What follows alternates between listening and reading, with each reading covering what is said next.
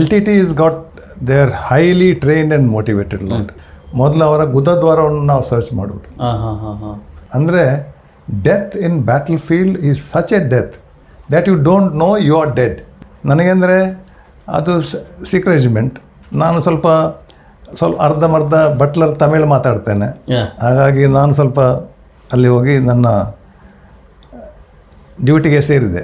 ಆಗ ಸೋಲ್ಜರ್ಸ್ಗೆಲ್ಲ ಖುಷಿ ಆಯಿತು, ನಮ್ಮ ಮೊರಾನ ಮೇಜರ್ ಸಾಬ್ ಆಗಯ. ಸೊ ಶ್ರೀಲಂಕಾಕ್ಕೆ ಅಲ್ಲಿ ಹೋದ ನಂತರ ಅಲ್ಲಿಯ ಲೈಫ್ ಹೇಗೆ? ನಾನು ಹೇಳಿದಲ್ಲ, I was trying to mingle with the locals and gain intelligence and information.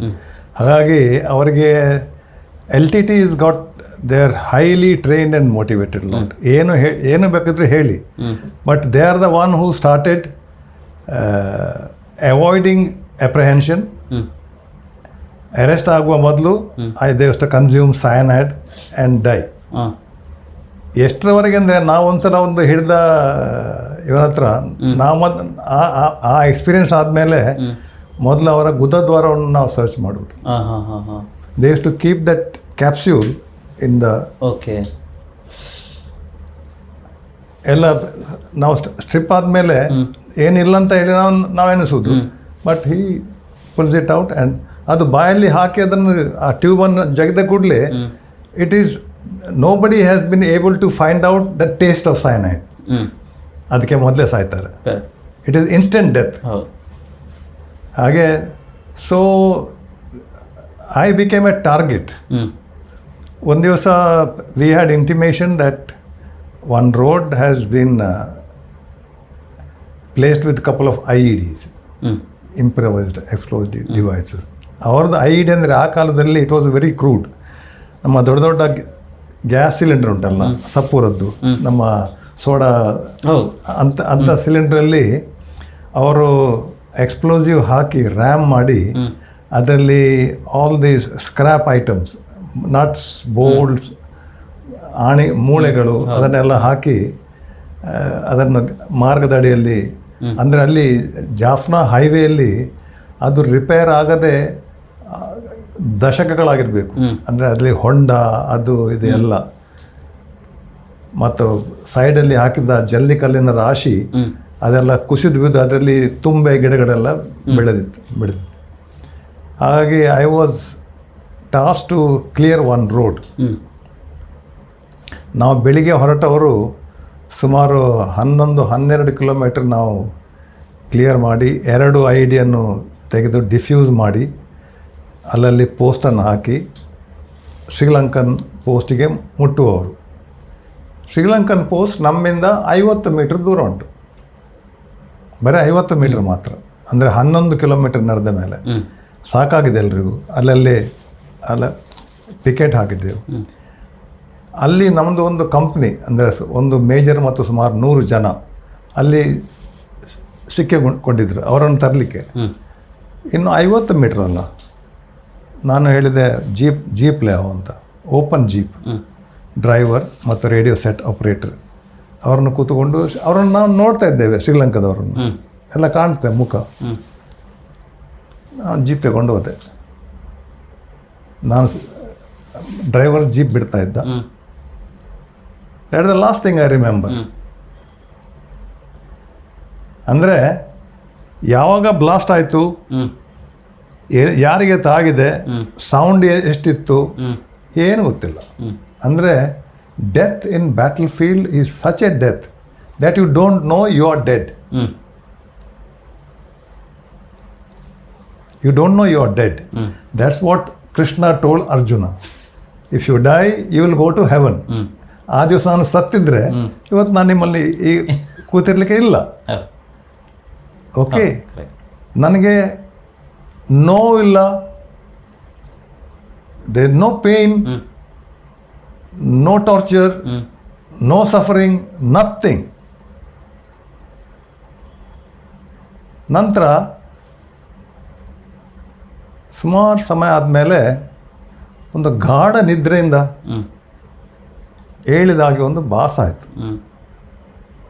ನಾನು ಹೀಗೆ ಆಚೆ ಈಚೆ ನೋಡಿದೆ. ಕವರ್ಡ್ ಒಂದು ಟ್ರಕ್ಕಲ್ಲಿ ನಾನು ಹೋಗ್ತಾ ಇದ್ದೇನೆ. ಅದು ಸಹ ಕನಸಿನಾಗೆ. It was like a dream. That is but no pain. ನನ್ನ ಕಾಲು ಟ್ರಕ್ಕಿನ ನೆಲ ಮೆಟಾಲಿಕ್ ತಂಪಾಗ್ತದೆ. ನೋಡುವಾಗ ಕಾಲಲ್ಲಿ ಶೂಸ್ ಇಲ್ಲ, ಅವ್ರು ತೆಗೆದಿದ್ರು. ಮತ್ತು ತಲೆ ಹೀಗೆ ಬಿದ್ದುಂಟು.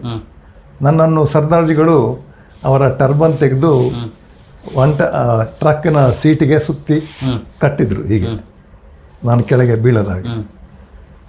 ಇಲ್ಲಿ ನೋಡುವಾಗ ಎಲ್ಲ ಕನಸು, ಇಲ್ಲೆಲ್ಲ ಕೆಂಪು ಆಗಿದೆ. Like A soldier, straight away I was looking for my weapon, carbine, AK-47. ಇಲ್ಲ, ಆಗಾಯಿತು, ನಿನಗೇನೋ ಆಗಿದೆ, ಯು ಗೋ ಟು ಸ್ಲೀಪ್. ಹಾಗೆ ಮಲಗಿದೆ. ಅವರು ಒಂದು 1 ಟನ್ ಟ್ರಕ್ಕನ್ನು ಕರೆದು ನನ್ನನ್ನು ಅದರಲ್ಲಿ ಹಾಕಿ ಸರ್ದಾರ್ಜಿಗಳ ಪಗಡಿ ತೆಗೆದು, ಇದೊಂದು ವಿಚಿತ್ರ ಅಂದರೆ 71 ವಾರಲ್ಲಿ ನಮ್ಮ ಒಬ್ಬ ಸೋಲ್ಜರ್ನ ಹೊಟ್ಟೆ ಬುಲೆಟ್ ತಾಗಿ ಸಿಗಿದು ಅವನ ಕರುಳೆಲ್ಲ ಹೊರಗೆ ಬಿದ್ದಿತ್ತು. ನಾನು ಅವನ ಪಗಡಿ ತೆಗೆದು ಅವನ ಸೊಂಟಕ್ಕೆ ಕರುಳನ್ನೆಲ್ಲ ಒಳಗೆ ಕೈಯಿಂದ ತಳ್ಳಿ ಅವನ ಟರ್ಬನ್ ತೆಗೆದು ನಾನು ಅವನ ಹೊಟ್ಟೆಗೆ ಸುತ್ತಿದ್ದೆ. ನೋಡಿ, you are paid back in the same coin. We never thought that soldier will become all right. ಆದರೆ 6 ತಿಂಗಳು ಕಳೆದ ಮೇಲೆ ಅವ ನಮ್ಮ ರೆಜಿಮೆಂಟಿಗೆ ಬಂದು ಸೇರಿದ. ಆ ಹೊಟ್ಟೆ ಎಲ್ಲ ಮಣ್ಣಲ್ಲಿ ಹೊಯ್ಗೆಯಲ್ಲಿ ಬಿದ್ದಿತ್ತು, ಅದನ್ನೆಲ್ಲ ಒಳಗೆ ಹಾಕಿದ್ದು. ಹಾಗೇನೆ ಸರ್ದಾರ್ಜಿಗಳು ಅವರ ಟರ್ಬನ್ ತೆಗೆದು ನನ್ನನ್ನು ಟ್ರಕ್ಗೆ ಕಟ್ಟಿದ್ರು. ನಂತರ ಅದನ್ನು ನನ್ನನ್ನು ಬೆಟಾಲಿಯನ್ ಹೆಡ್ ಕ್ವಾರ್ಟರ್ಗೆ ತಗೊಂಡು ಹೋಗಿರ್ಬೇಕು. ನಂತರ ನಾನು ಮೂರ್ಛೆ ಹೋಗಿದ್ದೆ. ಅಂದರೆ ಅದೆಲ್ಲ ಮತ್ತೆ ಗೊತ್ತಾದದ್ದು. ಅಲ್ಲಿಂದ ಹೆಲಿಕಾಪ್ಟರ್ ಬಂತು. ಹೆಲಿಕಾಪ್ಟ್ರಲ್ಲಿ ನನ್ನನ್ನು ಹಾಕಿ ಜಾಫ್ನಾಗೆ ಕರ್ಕೊಂಡು ಹೋದರು. ಅಲ್ಲಿ ಫೀಲ್ಡ್ ಹಾಸ್ಪಿಟ್ಲ್ ಇದೆ. ಅಲ್ಲಿ ನೋಡುವಾಗ ಅಲ್ಲಿ ನನ್ನ ಸಂಬಂಧದವರು, ಅಲ್ಲಿನ boss colonel T Prahlad Rai, TMP Rai ಅಂತ, ಕರ್ನಲ್ ಟಿ ಪ್ರಹ್ಲಾದ್ ರೈ ಅವರು ಅವರಿಗೆ ಗೊತ್ತಾಯಿತು ನಾನು ಇಂಥವನು ಅಂತ. ಅವರ ಹೆಂಡತಿ ನಮ್ಮ ಬಂಬ್ರಾಣದವರು. ಅವರೆಲ್ಲ ತರಿಸಿ ನನಗೆ ಫಸ್ಟ್ ಇದೆಲ್ಲ ಎಡೆಲ್ಲ ಕೊಟ್ಟು ನಂತರ ನನ್ನನ್ನು ಮೆಡ್ರಾಸಿಗೆ ಕಳಿಸಿದರು. ನನ್ನ ನಮ್ಮದು ಮನೆ ಫೋಟೋದಲ್ಲಿ ತೋರಿಸಿದ್ದು ಅದು ಮಿಲಿಟರಿ ಹಾಸ್ಪಿಟಲ್ ಬಗಲಲ್ಲೇ ನೆಕ್ಸ್ಟಲ್ಲಿ ಇತ್ತು. ನನ್ನ ಹೆಂಡತಿ ಅಲ್ಲಿದ್ಲು. ಅವಳಿಗೆ ಮತ್ತೆ ಹೋಗಿ ಹೇಳಿದ್ರು ಮೇಜರ್ ರೈ ಅವರು ಬಂದಿದ್ದಾರೆ ಅಂತ. ಅವಳಿಗೆ ಗೊತ್ತಿಲ್ಲ, ಅವರಿಗೆ ಹೇಳಲಿಲ್ಲ ಯಾರು ಬೇಕಂತಲೇ, ಗಡಿಬಿಡಿ ಆಗ್ತದೆ ಅಂತ. ಏನು ರಜೆ ಸಿಕ್ಕಿತ ಅಂತ ಕೇಳಿಲ್ಲಂತೆ. ಇಲ್ಲ ಅವರಿಗೆ ಸ್ವಲ್ಪ ತಾಗಿದೆ. ಅವರು ಬರುವಾಗ ನನ್ನನ್ನು OTಯಲ್ಲೇ ಒಳಗೆ ಕೊಂಡೋಗಿದ್ರು. ಮತ್ತು ನೋಡುವಾಗ ನನ್ನ ಕೆಳಗಿನ ಮುಖ 4 ಪೀಸಲ್ಲಿ ತುಂಡಾಗಿತ್ತು. ಅದು ಕೆಳಗೆ ಇಟ್ ವಾಸ್ ಲೂಸ್. ಈ ಕಿವಿಯ ಹಿಂದಿನಿಂದ ತೂತಾಗಿ ರಂಧ್ರ ಆಗಿ ಕಿವಿಯ ಇದು ಹೋಗಿತ್ತು, ಕಿವಿಯ ಪರದೆ ಹೋಗಿತ್ತು. ಇದು 3 ಪೀಸಲ್ಲಿತ್ತು. ಮುಖದಲ್ಲಿ I had multiple laceration, all the nerves were exposed and the carotid artery was exposed. ಅಂದರೆ ಮೆದುಳಿಗೆ ಕೊಂಡೋಗುವ ಅದು ನೋಡಿ, ಅದು ಸ್ವಲ್ಪ ಹೆಚ್ಚು ಕಡಿಮೆ ಆಗಿದ್ದರೆ carotid artery would have cut, I would have been dead. But the artillery was exposed, it was pumping. So that means God knows when your day is over, but He had other plans for me. So they had wired my entire jaw, upper jaw, and they crisscrossed, and my mouth was closed shut. They could not do anything for this because for this they had to do surgery. Surgery ಮಾಡಬೇಕಾದ್ರೆ anesthesia ಕೊಡಬೇಕು. They could not open the door, the mouth.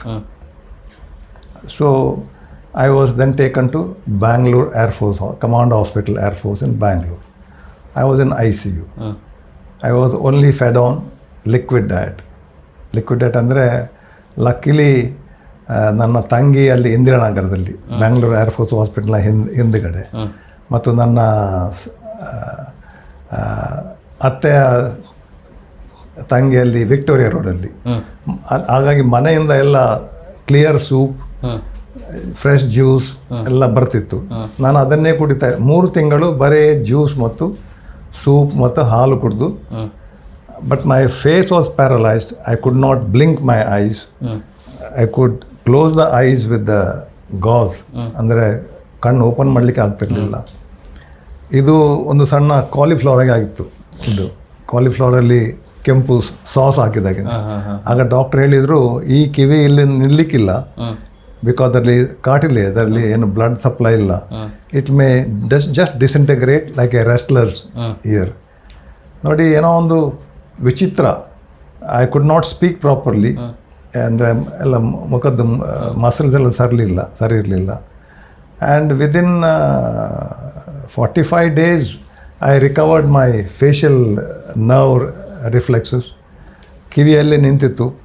ನಂತರ they shifted me to the officers ward, removed the vertical wire. And first day I could not eat properly. I had as for some good ನಾನ್-ವೆಜಿಟೇರಿಯನ್ food.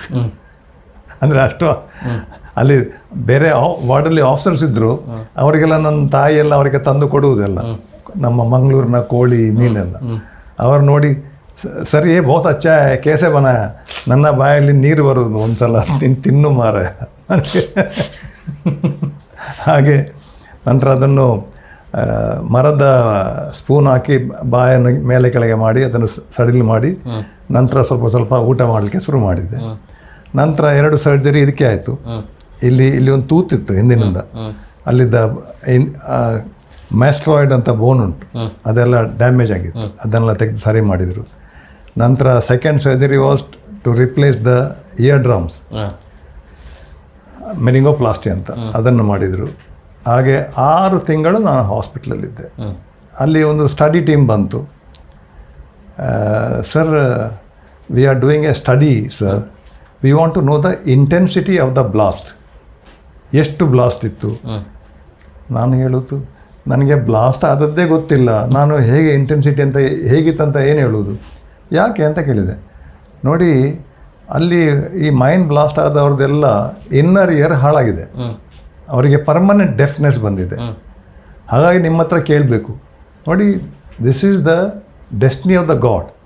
Despite the bomb going ಅಂಡರ್ನೀತ್ by jeep and the jeep being throne up, my inner ear got saved and I got everything hit on this. ಆ ಕಲ್ಲು, ಜಲ್ಲಿ ಕಲ್ಲು ಎಲ್ಲ ಮುಖಕ್ಕೆ ಬಂದ್ಬಿಡ್ತದೆ. So today also when I speak to you, it is buzzing inside. Okay, ear drum is replace. ನೀವು ಇಲ್ಲಿಗೆ ಕಿವಿಗೆ ಒಂದು ಗ್ಲಾಸ್ ಹಿಡಿದ್ರೆ ಆ ಸೌಂಡ್ ಬರ್ತದಲ್ಲ, ಕುಯ್ ಅಂತ, ಈ ಕಿವಿಲಿ ಅದು ಪರ್ಮನೆಂಟ್. ಈಗ 87ಇಂದ 2024ವರೆಗೆ I am living with it. But no problems. But ನಿಮ್ಮ ಜೊತೆ ಇದ್ದಂಥ ಡ್ರೈವರ್ ಅವರು ಕೂಡ ಆ ಸೈಡಿಗೆ ನನ್ನ ಕಡೆಯಿಂದ ಹೊಡೆದದ್ದು ನನಗೆಲ್ಲ ಬಂದು ಬಿದ್ದಿದೆ. ಅವರೆಲ್ಲ ಜೀಪಿಂದ ಮೇಲೆ ಹಾರಿ, ಅಂದರೆ ಜೀಪ್ ಮೇಲೆ ಹೋಗುವಾಗ ಸಿನಿಮಾದಲ್ಲಿ ಹೋಗ್ತದಲ್ಲ ಹಾಗೆ ಜೀಪಲ್ಲಿ ಹೋಗಿ ಅವರ ಕೆಳಗೆ ಬಿದ್ದು ಅವ್ರದ್ದೆಲ್ಲ ಸೊಂಟ, ಕೈಕಾಲೆಲ್ಲ ಪೆಟ್ಟಾಗಿದೆ, ತಲೆಗೆಲ್ಲ ಪೆಟ್ಟಾಗಿದೆ. ಆದರೆ ನನ್ನ ಕಡೆಯಿಂದ ಬ್ಲಾಸ್ಟ್ ಆದದ್ದು. So it's A direct attack. ಹಾಗೆ 6 ತಿಂಗಳು ನಾನು ಹಾಸ್ಪಿಟ್ಲಲ್ಲಿದ್ದೆ. ಆಫ್ಟರ್ ದ ಟ್ರೀಟ್ಮೆಂಟ್ ಅಂದರೆ ಮನೆಯವರಲ್ಲಿ ಬ್ಯಾಂಗ್ಳೂರಲ್ಲಿ ನನ್ನ ತಂಗಿ ಮನೆ ಇತ್ತು, ನನ್ನ ಅತ್ತೆ ತಂಗಿ ಮನೆ ಇತ್ತು ವಿಕ್ಟೋರಿಯಾ ರೋಡಲ್ಲಿ ಹತ್ತಿರನೇ. ಹಾಗೆ so I was being fed and air force ಹಾಸ್ಪಿಟ್ಲದ್ದು ಆಫೀಸರ್ ಮೆಸ್ ಫುಡ್ ಎಲ್ಲ ಒಳ್ಳೇದುಂಟು. ಅಲ್ಲ, ಆಫ್ಟರ್ ದ ಅಟ್ಯಾಕ್ ಈಗ ನಿಮ್ಮ ಮನೆಯವರಿಗೆ ಸಾಕು, ಆರ್ಮಿ ಲೈಫ್ ಸಾಕು, ಇದು ಅವರಿಗೆ ಗೊತ್ತುಂಟು ನಾನೊಬ್ಬ ಹಠಮಾರಿ ಅಂತ. ನನ್ನ ಹೆಂಡತಿ ಕೂಡ, U see that is the thing about army ladies wives. ಅವರಿಗೆ ಒಳಗೆ ಎಷ್ಟೇ ನೋವಿದ್ದರೂ, ಎಷ್ಟೇ ಬೇಸರ, ಎಷ್ಟೇ ಹೆದರಿಕಿದ್ರು ಅವರು ಗಂಡಂದ್ರಿಗೆ ಏನು ಹೇಳೋದಿಲ್ಲ, ಅದು ಮಾಡಬೇಡ ಅಂತ. ಅಂದರೆ ಅವರಿಗೆ ಗೊತ್ತಿದೆ, he is moulded, you can't change him, you can't change him. And it is insult to the pride of the husband if a wife says don't go. ಎಷ್ಟರವರೆಗೆ ಬಿತ್ತಂದರೆ 6 ತಿಂಗಳ ನಂತರ ನನ್ನನ್ನು ಡಿಸ್ಚಾರ್ಜ್ ಮಾಡಿದರು. I have the simple word, ನನ್ನ ಡಿಸ್ಚಾರ್ಜಲ್ಲಿ I was not fully fit, I was in low medical category. ಅದರಲ್ಲಿ ಬರೆದಿದ್ದಾರೆ, he is unfit for requiring keen hearing ಅಂದರೆ ಕಿವಿಯೆಲ್ಲ ಸೆನ್ಸಿಟಿವ್ ಅದು ಪರ ಎಲ್ಲ ಹೊಸದಾಕಿದ್ದಾರಲ್ಲ, unfit for requiring keen hearing, not to be expose for loud noise and blast, to be posted where medical facilities are available. ಅಂದರೆ ನಾನು ಹಾಸ್ಪಿಟ್ಲಿಂದ ಹೊರಗೆ ಬಂದ ಮೇಲೆ ಚೆನ್ನೈಗೆ ಹೋಗಿ ಅಲ್ಲಿ ಏರ್ಪೋರ್ಟಲ್ಲಿ ನಮ್ಮದು ಬೇಸ್ ಉಂಟು, ಅಲ್ಲಿ ಹೋಗಿ ಕೂತ್ಕೊಳ್ಬೋದು. I am telling the spectators, the viewers, what I did, nothing but truth, it is a truth. ನನ್ನ ಹೆಂಡತಿಗೆ ಕೂಡ ಹೇಳಲಿಲ್ಲ ಇದನ್ನು, ನನ್ನ medical employability. That is we have, ನಾವೊಂದು ಸೋಲ್ಜರ್ ಅಂತ ಹೇಳ್ತಿಕೊಳ್ಳೆ, ನಿಮ್ಮೊಂದು ಹುಟ್ಟುಗುಣ ಗಟ್ಟಿ ಹತ್ತಿದರು ಬಿಡು ಅಂತ ಹೇಳ್ತಾರಲ್ಲ ಹಾಗೆ. I kept that restriction in my pocket. ಸೀದಾ ಹೋದೆ, ಏರ್ಪೋರ್ಟಿಗೆ ಹೋದೆ, ಕೇಳಿದೆ ನೆಕ್ಸ್ಟ್ ಫ್ಲೈಟ್ ಯಾವಾಗ ಅಂತ ಕೇಳಿದೆ ಶ್ರೀಲಂಕಾಗೆ. ನನ್ನ ಮ್ಯಾನಿಫೆಸ್ಟ್ನಲ್ಲಿ ಅವರು ಹಾಕಿದರು. ಇದನ್ನು ತೋರಿಸಿದರೆ they would have kept me there, they won't have let me go in this thing. ಸೀದಾ ಯೂನಿಟಿಗೆ ಹೋದೆ. ಅಲ್ಲಿಂದ ನಂದು ಯೂನಿಟಿಗೆ ಹೋದ ಕೂಡಲೇ ರಿಪೋರ್ಟ್ ಕೊಡಬೇಕು ಅವ್ರಿಗೆ, ಯೂನಿಟ್ನವರು. Major I N. Rai on discharge from hospital reported on so and so date. ಅದು ಆರ್ಮಿ ಹೆಡ್ ಕ್ವಾರ್ಟರ್ಗೆ ಹೋಗ್ತದೆ. ಇದು ನಾನೇನು ಬಂಡಲ್ ಗ್ಯಾಸ್ ಬಿಡುವುದಲ್ಲ. ನನಗೆ ಮೇಲಿಂದ I got a warning, why did you come here with this medical restriction. ನಾನಾಗ ಹೇಳಿದೆ, I would like to be with my troops in operations. I don't want to sit in a transit camp and distribute pay for the soldiers going on leave. ಅವರಿಗೆ ಆಗಿರ್ಬೋದು, ಇವನಿಗೆ ಸ್ವಲ್ಪ ಎಲ್ಲರೂ ಆ ಕಾಲದಲ್ಲಿ ಶ್ರೀಲಂಕಾಗೆ ಹೋಗಲಿಕ್ಕೆ ಬ್ರೇಕ್ ಹೊಡಿತಿದ್ರು. ಯಾವ ಹುಚ್ಚ ಬಂದಿದ್ದಾನೆ ಇವ, I could easily stayed in Madras and I could enjoyed. Then after 2 months I got the promotion order for Lieutenant Colonel from Major. Then I was posted to NCC Group Headquarters in Allahabad. ಅಂದರೆ ಅಲ್ಲಿ ಏನೋ noise ಇಲ್ಲ, ಏನೋ blast ಇಲ್ಲ, ಏನೋ keen hearing ಇಲ್ಲ.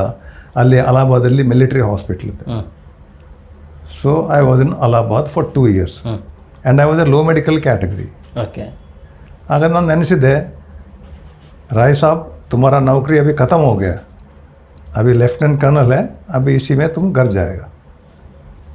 So ನೀವು ಅಲಹಾಬಾದಲ್ಲಿ ಅಷ್ಟು ವರ್ಷ ಒಂದು ಸಣ್ಣ ಸ್ಮಾಲ್ ಬ್ರೇಕ್ ಆದ ನಂತರ ಮತ್ತೆ ನೀವು LOC ವೆಸ್ಟ್ ಕಾರ್ಗಿಲ್ಗೆ ಹೋಗ್ತೀರಾ. ಅಲಹಾಬಾದಲ್ಲಿ ಇರುವಾಗ then I was detail to go for senior commanders course. ನಾನು ಹೇಳಿದ್ದು ನನಗೆ ಲೋ ಮೆಡಿಕಲ್ ಕ್ಯಾಟಗರಿ, ಬಟ್ ನನ್ನನ್ನು ಪುನಃ ಸೀನಿಯರ್ ಕಮಾಂಡರ್ಸ್ ಕೋರ್ಸ್ಗೆ ಅಲ್ಲಿ ಹೋಗಬೇಕಾದ್ರೆ you are suppose to be in line for promotion. ಅಲ್ಲಿ ಹೋದರೆ ನಿಮ್ಮ ಓಲ್ಡ್ ನಿಮ್ಮ ಕೋರ್ಸ್ ಮೇಟ್ಸ್ ಎಲ್ಲ ಸಿಗ್ತಾರೆ. ಇದೆ ಅಲ್ಲಿ ಮಿಲಿಟರಿ ವಾರ್ ಕಾಲೇಜ್ ಮಾವಲ್ಲಿ, ಇಂದೋರ್ ಹತ್ರ. ಅಲ್ಲಿ ಹೋದೆ. I did senior command. I came back. Then the result came for promotion to colonel. I was approved for colonel. ನಂತರ ನನ್ನನ್ನು ಪೋಸ್ಟ್ ಮಾಡಿದರು. Then they said he is originally from 8 CLI, ಅಲ್ಲಿ war ಎಲ್ಲ ಮಾಡಿದ್ದಾರೆ, ಅಲ್ಲಿಗೆ ಹೋಗಿ ಕಮಾಂಡ್ ಮಾಡಿ ಅಂತ ಹೇಳಿದರು. ನೀವು ಫಸ್ಟ್ ಸೆಕೆಂಡ್ ಲೆಫ್ಟಿನೆಂಟ್ ಆಗಿದ್ದ ಟೀಮಿಗೆ back to as a colonel ಆಗಿ ಜಾಯ್ನ್ ಆಗಿ. ಹೌದು, ಅಲ್ಲಿ ಅವರು ಆಗ ಜಮ್ಮುವಲ್ಲಿದ್ದರು, ಜಮ್ಮು ಪಾಕಿಸ್ತಾನ ಬಾರ್ಡ್ರಲ್ಲಿ. ನಾನು ಬೆಟಾಲಿಂಗ್ ಹೋಗುವಾಗ ಅಲ್ಲೆಲ್ಲ ನಾನು ಸಿಕ್ಕಿದ್ರಲ್ಲ, ನನ್ನ ಒಟ್ಟಿಗೆ ಇದ್ದ ಸೋಲ್ಜರ್ಸ್ ಎಲ್ಲ. ನಾನಲ್ಲಿ ಹೋಗುವಾಗ ಅವರು most of them were subedars. ಒಬ್ಬ ನನ್ನ ಆಡ್ಲಿ ಆಗಿದ್ದ ಪ್ರಕಾಶ್ ಸಿಂಗ್ ಅಂತ, ಈ ವಾಸ್ ಸುಬೇದಾರ್ ಮೇಜರ್, ಅಂದರೆ ಸೀನಿಯರ್ ಮೋಸ್ಟ್ ಇನ್ ಸೋಲ್ಜರ್ಸ್. ಅವರಿಗೆಲ್ಲ ಭಾಳ ಸಂತೋಷ ನಾನು ಬಂದಿದ್ದೇನಂತ. ಅಂದರೆ that is like a family, ಮನೆಯವರೇ ಬಂದಿದ್ದಾರೆ ಅಂತ. ಅಲ್ಲಿ ಜಮ್ಮುವಲ್ಲಿ ನಾವು ಸುಮಾರು 9 ತಿಂಗಳಿದ್ದೆವು. ಆ ಕಾಲದಲ್ಲಿ ಕಾಶ್ಮೀರದಲ್ಲಿ ಹದ್ದು ಮೀರಿತ್ತು, ಟೆರರಿಸಮ್ ಮೀರಿ. They were singing songs of independent Azad Kashmir. Terrorist also use to come singing songs. LOC cross ಮಾಡ್ತಿದ್ರು, ಅಂಥ ಪರಿಸ್ಥಿತಿ ಇತ್ತು. ಸೊ ಆ ಸಮಯದಲ್ಲಿ ನೀವು ಒಂದು ಆಪರೇಷನ್ ಅಲ್ಲಿ ಆಲ್ಮೋಸ್ಟ್ 22 ಜನರ. ಆ ಸಮಯದಲ್ಲಿ ನಮ್ಮ ಬೆಟಾಲಿಯನ್ಗೆ ಆರ್ಡರ್ ಬಂತು, ನೀವು JNKಗೆ ಮೂವ್ ಆಗಿ ಅಂತ. So we move to JNK. ನಮ್ಮನ್ನು ಅಲ್ಲಿ ನೀವು ಭಾರತದ ಫೋಟೋ ನೋಡಿದರೆ, ಮ್ಯಾಪ್ ನೋಡಿದರೆ, ನಾರ್ದನ್ ಮೋಸ್ಟ್ ಅಲ್ಲಿ ಹೆಡ್ ಉಂಟಲ್ಲ ಭಾರತದ್ದು, ಕಾಶ್ಮೀರದ್ದು, ಅದು ಅದಕ್ಕೆ ಹೆಸರು ಗುರೇಜ್ ಅಂತ, ಗುರೇಜ್ ವ್ಯಾಲಿ ಅಂತ. ಅದು 14,000ದಿಂದ 14,500 ಎತ್ತರದಲ್ಲಿ ಉಂಟದು ಗುರೇಜ್ ಅಂತ. ಅಲ್ಲಿ ನಮ್ಮನ್ನು ನಿಯುಕ್ತಿ ಮಾಡಿದರು ಟು ಪ್ರಿವೆಂಟ್ ಇನ್ಫಿಲ್ಟ್ರೇಷನ್. ಅಂದರೆ ಅದು one of the major route of infiltration. ಅಲ್ಲಿ ಸ್ನೋ ಬೀಳುವುದಾದರೆ ವರ್ಷದಲ್ಲಿ 24 ಫೀಟ್ 28 ಫೀಟ್ ಸ್ನೋ ಬೀಳ್ತಿತ್ತು. Avalanche prone area, very tough area. ಅಲ್ಲಿ ಹೋದೆವು ನಾವು. ಅಲ್ಲಿ ನಮ್ಮನ್ನು ಡಿಪ್ಲಾಯ್ ಮಾಡಿದರು. ನನ್ನ ಬೆಟಾಲಿಯನ್ ಅಲ್ಲಿತ್ತು. ಅಲ್ಲಿ ನಾವು ತುಂಬ ಆಪ್ರೇಷನ್ ಮಾಡಿದ್ದೇವೆ. ಅದರಲ್ಲಿ ಕೆಲವು ಒಂದು ಆಪ್ರೇಷನ್ನಲ್ಲಿ ನಾವು ಒಂದು ಎನ್ಕೌಂಟ್ರಲ್ಲಿ ಅದರೊಂದು ಸಣ್ಣ ಹೇಳೋದಾದರೆ ನಮಗೆ ಅದರಲ್ಲಿ ಸಸ್ಪೆಕ್ಟ್ ಆಯಿತು. ಬೆಳಿಗ್ಗೆ ಫುಟ್ ಪ್ರಿಂಟ್ಸ್ ಕಂಡಿತ್ತು ನಮಗೆ LOC ಹತ್ರ. ನಾವು ಒಂದು ಟೀಮ್ ಮಾಡಿದೆವು. ಒಂದು ಟ್ರ್ಯಾಕರ್ ಡಾಗ್ ಇತ್ತು, ಲ್ಯಾಬ್ರಡಾರ್. ನೋಡಿ, ಇದು ನೋಡುವವರಿಗಾದರೂ ಎಷ್ಟು ಕಷ್ಟ ಉಂಟಂತ ಗೊತ್ತಾಗೋದಿಲ್ಲ. ಬೆಳಿಗ್ಗೆ 5 ಗಂಟೆಗೆ ಗೊತ್ತಾಯ್ತು ನಮಗೆ ಇನ್ಫಿಲ್ಟ್ರೇಷನ್ ಆಗಿದೆ ಅಂತ. ಸೋಲ್ಜರ್ಸ್ ಇನ್ನೂ ಬ್ರೇಕ್ಫಾಸ್ಟ್ ಮಾಡಿಲ್ಲ. ಒಂದೊಂದು ಕಪ್ ಟೀ ಕುಡಿದಿದ್ರು ಇರುವಷ್ಟೇ, ಕೂಡಲೇ ಎಲ್ಲ ರೆಡಿ ಆದರು. ಇದು ಕಮಿಟ್ಮೆಂಟ್ ಆಫ್ ಎ ಸೋಲ್ಜರ್. ಅದು ಹೇಳುವಾಗ ನನಗೆ ಸ್ವಲ್ಪ ಎದೆಯಲ್ಲಿ ತುಂಬಿ ಬರ್ತದೆ. ಯಾರಿಗೆ ಬೇಕಾಗಿ ಮಾಡೋದು? ದೇಶಕ್ಕೋಸ್ಕರ. ಇಲ್ಲಿ ಆದರೆ ಟೀ ಕುಡಿದ್ರೆ, ಬ್ರೇಕ್ಫಾಸ್ಟ್ ಕೊಡೋದೆ, ಇಡ್ಲಿ ಕೊಡೋದು ನಾನು ಹೋಗೋದಿಲ್ಲ. ಟ್ರಕ್ ಬಂದಿದ್ದೆ, ಮೊದಲು ಬ್ರೇಕ್ಫಾಸ್ಟ್ ಕೊಡಿ.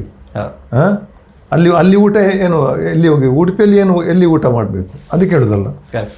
They just got ready, took a tracker dog. ಬೆಳಿಗ್ಗೆ 5:30 ಗಂಟೆಗೆ ಶುರು ಮಾಡಿದ್ದಾರೆ ಟ್ರ್ಯಾಕ್ ಮಾಡಲಿಕ್ಕೆ. ಇವರು ಬಹುಶಃ ಮಧ್ಯರಾತ್ರಿ ಅವರು ಕ್ರಾಸ್ ಆಗಿರಬೇಕು.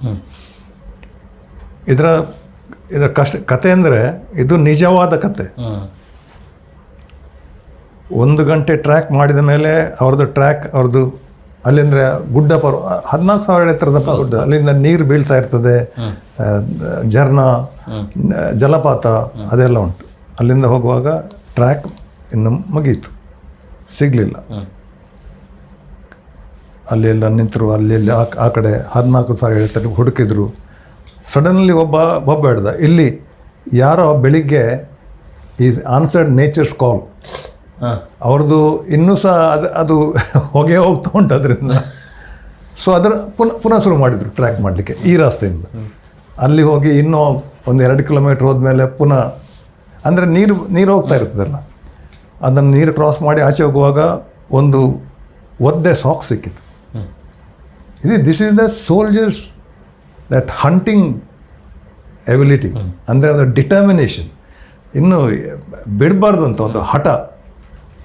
ವೆಟ್ ಸಾಕ್ಸ್ ಸಿಕ್ಕಿತು. ಅದನ್ನು ಹಿಡಿದು ಪುನಃ ಜಾಡು ಹಿಡಿದು ಪುನಃ ಕೆಳಗೆ ಹೋದರು. ಕೆಳಗೆ ಹೋಗಿ 5 ಗಂಟೆ ಆಯಿತು ಸಾಯಂಕಾಲ. ಪರ್ವತ ಪ್ರದೇಶದಲ್ಲಿ 5 ಗಂಟೆ ಆಗುವಾಗ ಕತ್ತಲಾಗ್ತದೆ. ಮಾರ್ನಿಂಗ್ ಈವ್ನಿಂಗ್ 5 o'clock ವರೆಗೆ ವಿದೌಟ್ ಫುಡ್. ಅಲ್ಲಿ ಜಲಪಾತದ ನೀರೇ ಕುಡಿದದ್ದು. ಇನ್ನು ಏನು ಮಾಡೋದು ಅಂತ ಮಾಡುವಾಗ ಇಡೀ ದಿವಸ ಎಫರ್ಟ್ ವ್ಯರ್ಥ ಆಯಿತು. ಇಲ್ಲಿ ನಾಲೆ ಹೋಗ್ತದೆ, ಈ ಕಡೆಯಲ್ಲಿ ಒಂದು ಎತ್ತರದ ಟೇಬಲ್ ಟಾಪ್ ಇದೆ, ಅದರ ಸುತ್ತು ವೈಲ್ಡ್ ರೋಸಸ್ ಇದ್ದು ಬುಷ್ ಇತ್ತು. ಅಲ್ಲಿ ವೈಲ್ಡ್ ರೋಸ್ ಅಂತ ಹೇಳ್ತಾರೆ, ಅದರಿಂದ ಕೇನೆಲ್ಲ ಮಾಡ್ತಾರೆ. ಸಾಬ್ ಇಸ್ಕೊಟ್ಟು ದೇಖ್ಲೇತೆ ಫಿರ್. ನೋಡಿ, ಸೋಲ್ಜರ್ಸೇ ಹೇಳೋದು, ಇನ್ನು ಸಾಕಂತ ಹೇಳೋದಿಲ್ಲ, ಇದು ಇಸ್ಕೋ ದೇಖ್ಲೇತೆ. 3 ಸೋಲ್ಜರ್ಸ್ 3 ಕಡೆ ಅನ್ನೋದಕ್ಕೆ ಮೇಲೆ ಹೋದರು. ಬರೀ ಹೊಟ್ಟೆ ಇದೆ, ಇಡೀ ದಿವಸ ಕೆಲಸ ಮಾಡಿದ್ದಾರೆ.